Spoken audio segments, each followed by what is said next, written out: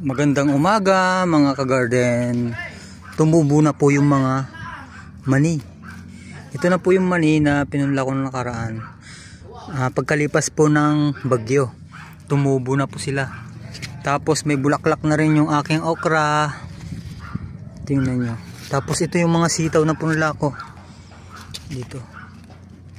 Yan, sumibol na rin yung mga punla kong sitaw.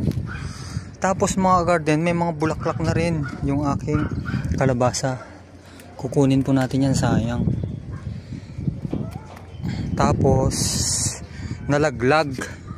Ayun, nalaglag mga garden yung ano, yung bunga oh. Nalaglag gawa nga ng late bumuka yung mga bulaklak na lalaki. Yan po siya oh. Sayang oh. Lalagay ko dito. Yan yung swamp fertilizer mga garden.